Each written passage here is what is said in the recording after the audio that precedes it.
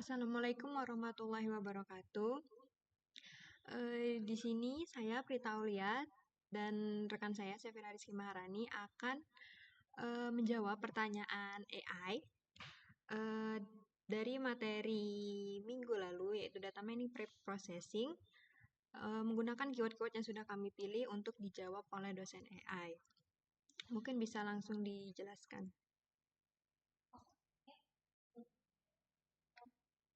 Pertanyaan yang akan kami berikan. Jadi pertanyaan yang akan saya ajukan kepada AI terdapat beberapa keyword.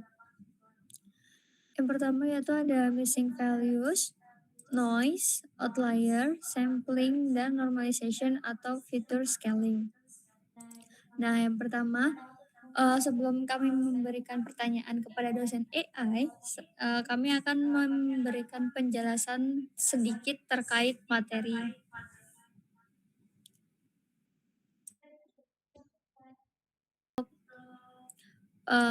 Penjelasan mengenai keyword pertama yaitu terkait missing value. Nah, missing value yang kita ketahui yaitu data yang tidak tercatat, kosong atau hilang dalam suatu dataset. Hal ini tuh sering muncul dengan NA, none, atau null, atau bahkan sel kosong akibat kesalahan input. Kegagalan teknis atau responden tidak menjawab juga termasuk hal yang mencirikan bahwa missing value. Nah, istilah ini sinonim dengan data hilang, nilai hilang, data kosong, ataupun missing data. Terus untuk cara penanganannya sendiri itu yang pertama ada hapus apa deletion, membuang baris atau kolom dengan data hilang. Lalu yang kedua, imputasi, mengisi data kosong dengan nilai rata-rata seperti mean, median, ataupun modus. Nah, yang ketiga yaitu prediksi, menggunakan algoritma machine learning seperti KNN atau regresi untuk memprediksi nilai yang hilang.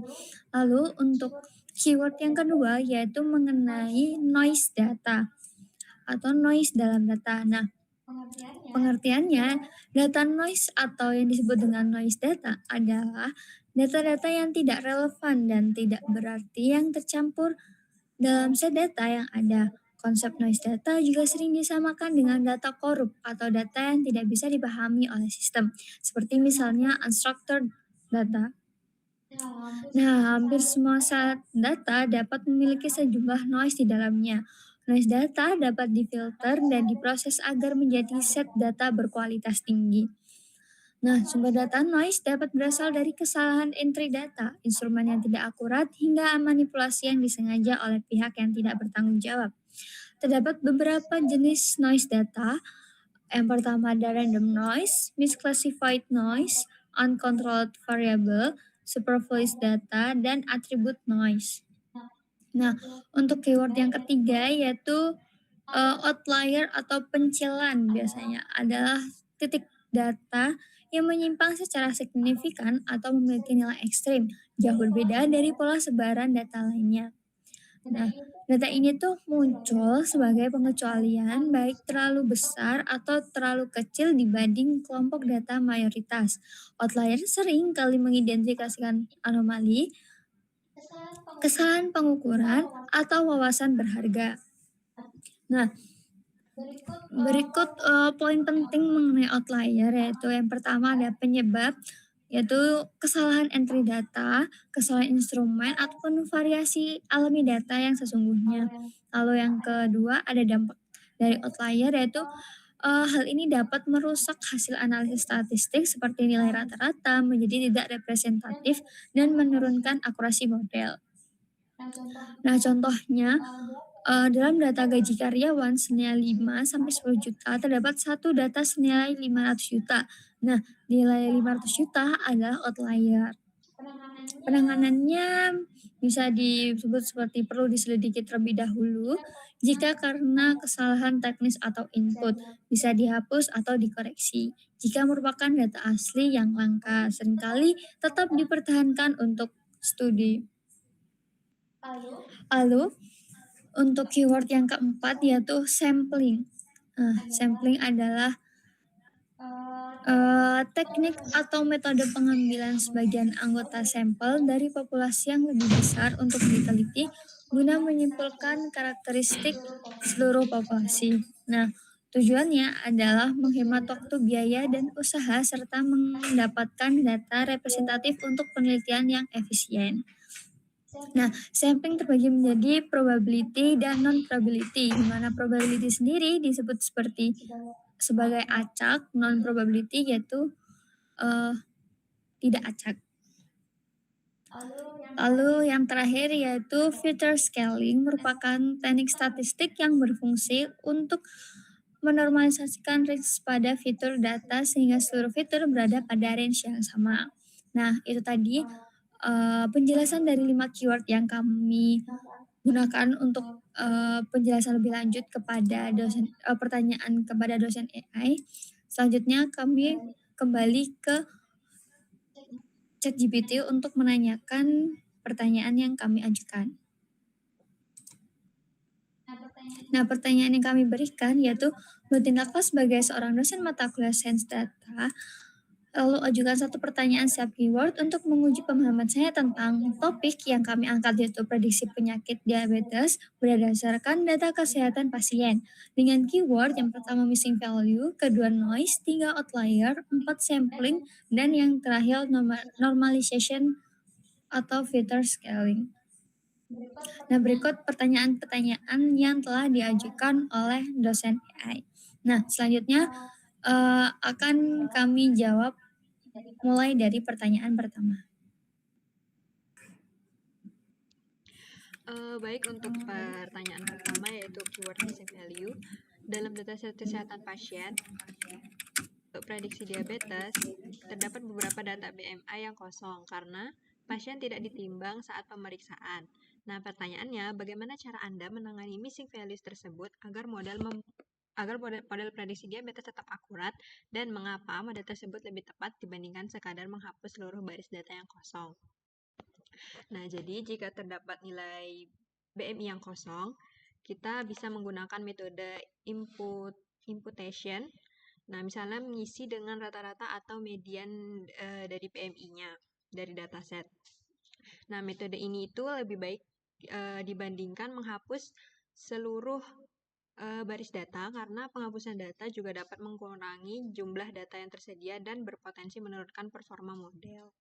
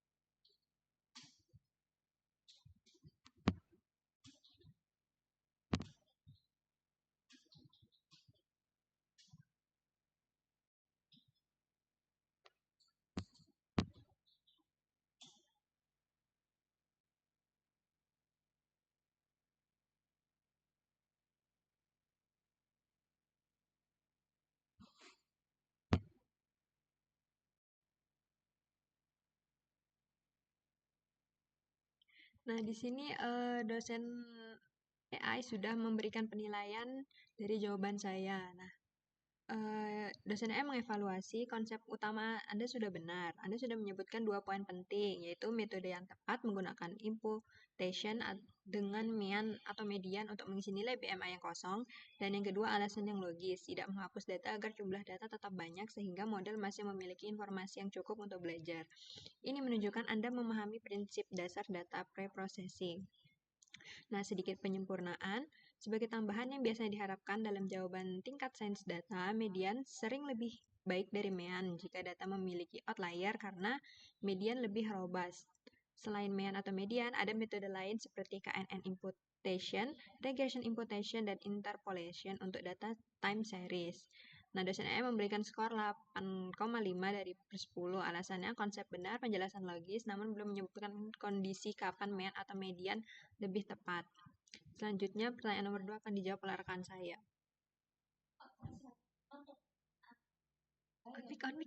Armik. Oke, untuk pertanyaan nomor 2 yaitu terkait noise, di mana dalam data kadar glukosa pasien, beberapa nilai tercatat sangat fluktuatif karena kesalahan alat pengukur atau kesalahan pencatatan. Nah, pertanyaannya, apa yang dimaksud dengan noise dalam data dan metode apa yang dapat digunakan untuk mengurangi pengaruh noise sebelum membangun model prediksi diabetes? Nah, menurut saya noise itu merupakan kesalahan acak dalam data yang biasanya terjadi karena kesalahan alat ukur atau kesalahan pencatatan, seperti pada hal pernyataan tadi. Nah, untuk mengurangi noise tersebut, eee, kita dapat menggunakan teknik yaitu data smoothing, misalnya binning atau regresi, di mana sehingga data menjadi lebih stabil sebelum digunakan dalam model prediksi.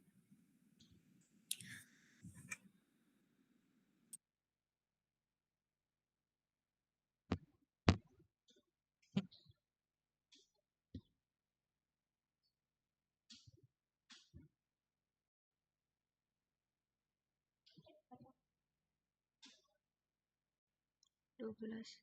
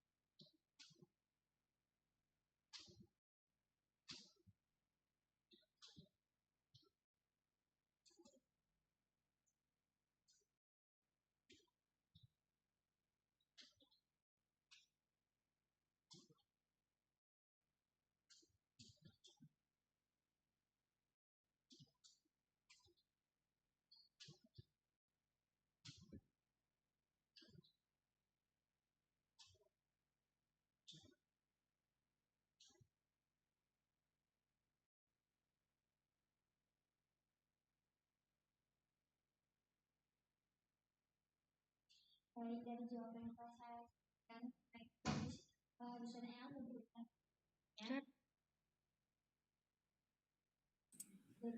Jadi dengan jawaban yang telah saya berikan tadi, dosen EA telah memberikan timbal balik dengan jawaban yang lebih tepat dan lebih dalam. Nah, yang evaluasinya yaitu definisi sudah tepat. Anda sudah menjelaskan bahwa noise merupakan kesalahan acak dalam data, misalnya akibat kesalahan pengukuran alat atau pencatatan data. Nah, ini tuh sesuai dengan konsep noise dalam data preprocessing.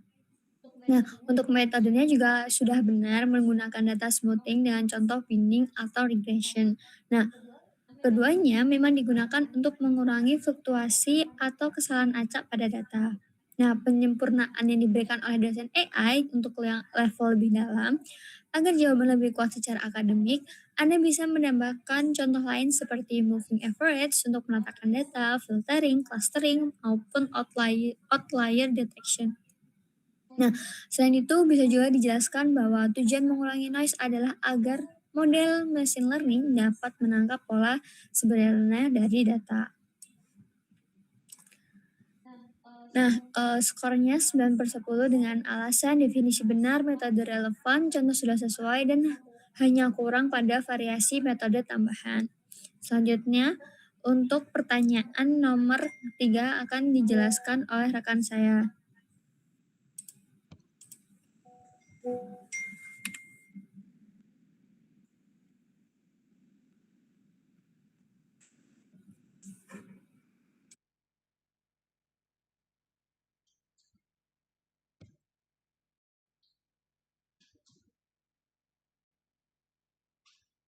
Soalnya, Cep. Soalnya.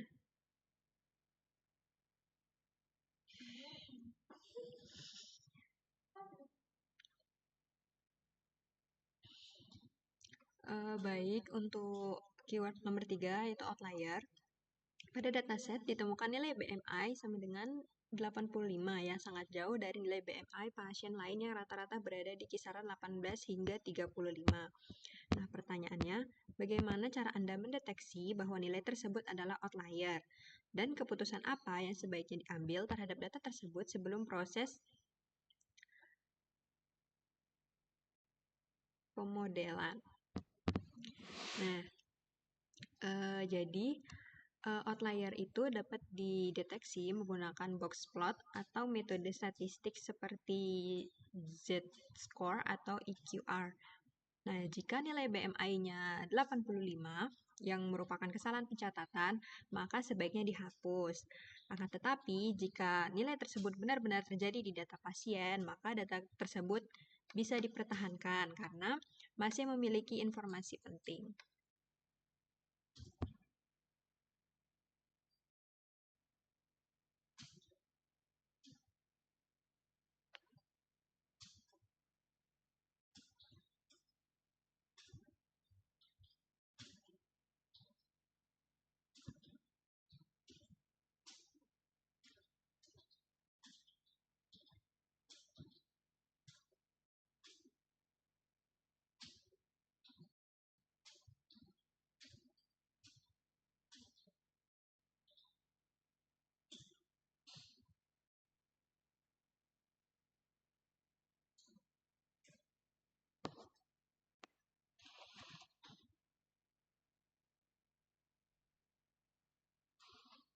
Nah, jadi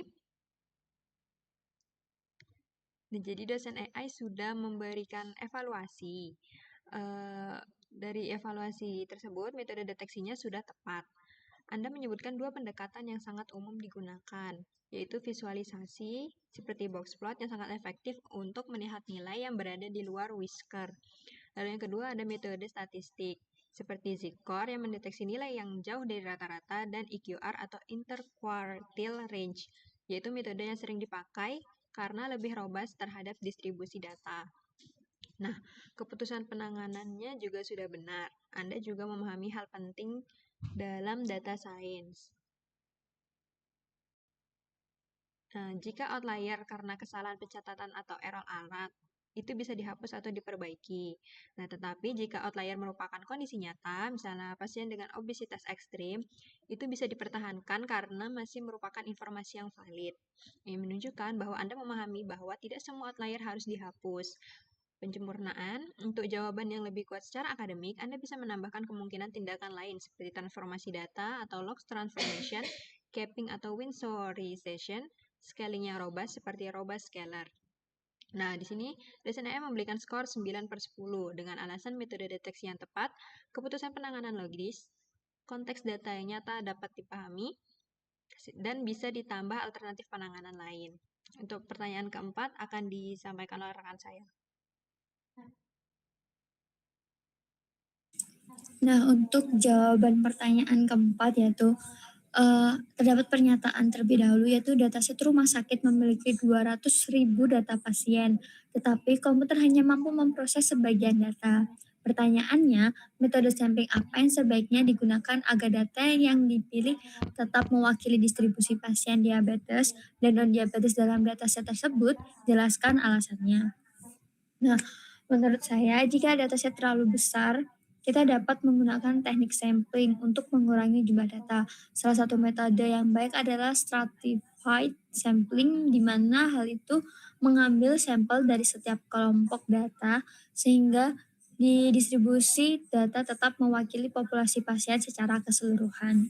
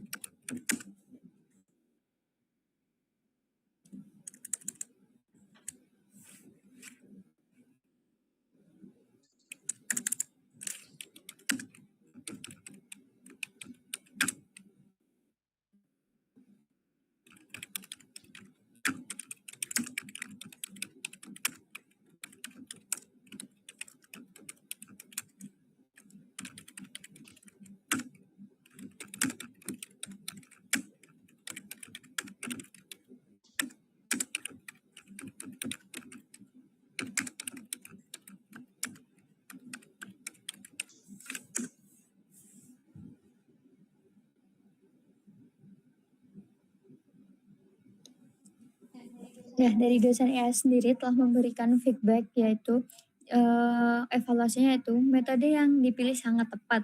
Anda memilih stratified sampling yang memang sangat cocok untuk kasus prediksi penyakit diabetes.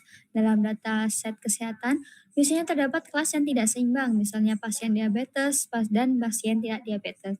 Dengan stratified sampling, kita memastikan bahwa proporsi kedua kelas tersebut dalam sampel tetap sama dengan populasi asli. Contoh, dataset asli 20% diabetes, 80% non-diabetes. Nah, sampel juga tetap sekitar 20% dan 80%. Ini penting agar model tidak bias terhadap salah satu kelas. Nah, untuk penyempurnaan, agar jauh lebih kuat secara akademik, Anda bisa menambahkan bahwa stratifikasi biasanya dilakukan berdasarkan yang pertama, label target atau variabel penting seperti umur atau jenis kelamin. Selain itu, Anda bisa menyebutkan metode lain seperti random sampling, systematic sampling, dan cluster sampling.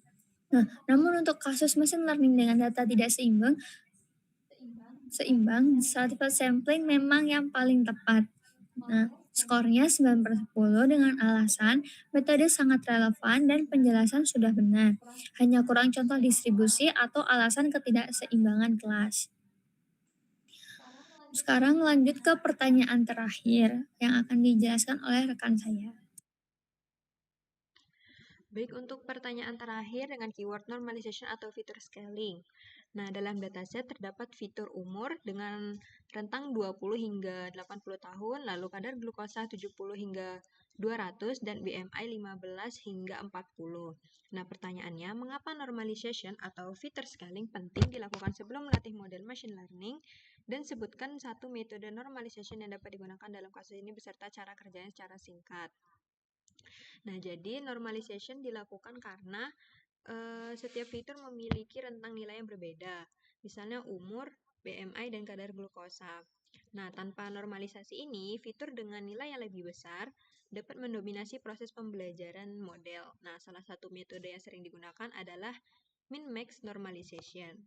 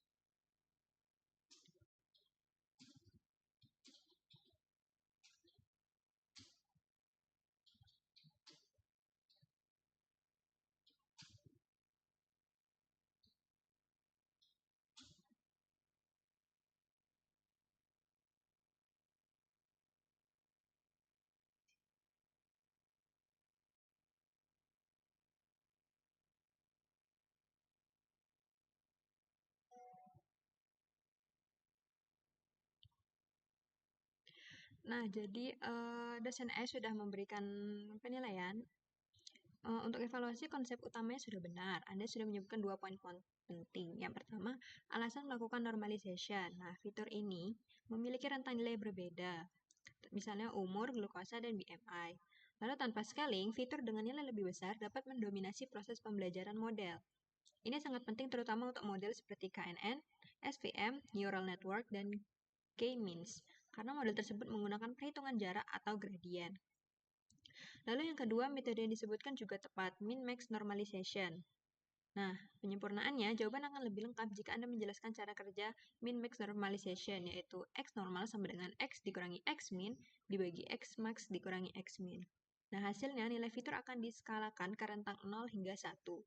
Contoh sederhana, jika BMI berada pada 15 hingga 40, setelah normalisasi nilainya akan berada pada rentang 0 hingga 1.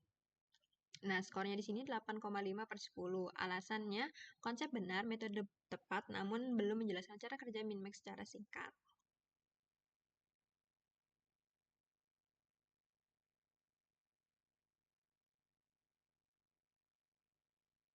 Nah, rekap dari penilaian kita yaitu missing values kita dapat 8,5 skornya, noise, outlier, dan sampling kita dapat 9, dan normalization kita dapat 8,5. Nah, rata-ratanya 88/10. Nah, kesimpulan dari dosen, pemahaman Anda tentang data processing dalam sains data sudah sangat baik. Anda sudah memahami penanganan missing values, konsep noise, deteksi, dan penanganan outlier, dan teknis sampling serta pentingnya fitur scaling. Yang perlu ditingkatkan hanya penjelasan metode secara lebih teknis, misalnya rumus atau cara kerja. Nah, di luar kesimpulan dari dosen, saya akan memberikan kesimpulan yang telah kami diskusikan. Yang dari pertanyaan 1 hingga 5, kesimpulan yang dapat kami bahas yaitu data preprocessing sangat penting dalam membangun model prediksi diabetes. Proses seperti menangani missing values, mengurangi noise, mendeteksi outliers, melakukan sampling, dan menerapkan normalization bertujuan untuk meningkatkan kualitas data. Dengan data yang lebih bersih, konsisten, dan terstruktur, model machine learning dapat bekerja lebih optimal dan menghasilkan prediksi yang lebih akurat.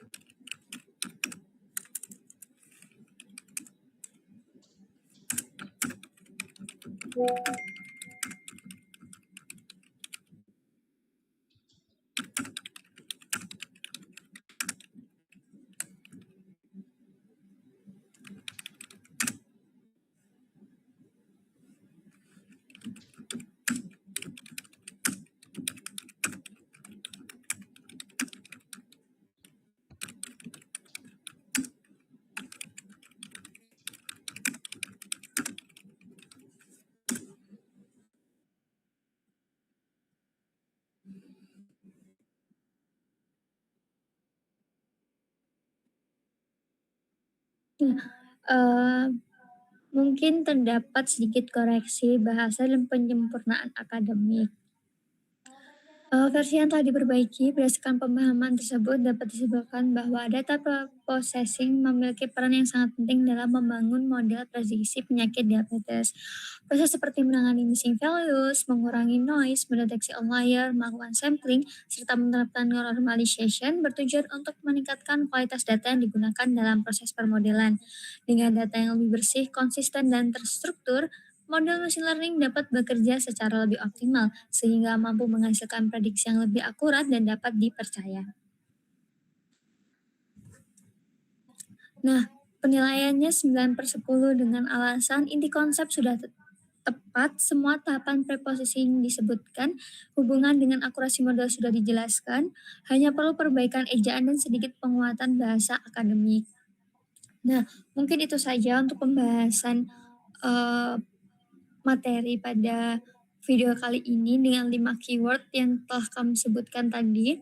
Kurang lebihnya mohon maaf apabila terdapat kesalahan dalam penyampaian materi dan jawaban. Kurang lebihnya mohon maaf. Wassalamualaikum warahmatullahi wabarakatuh.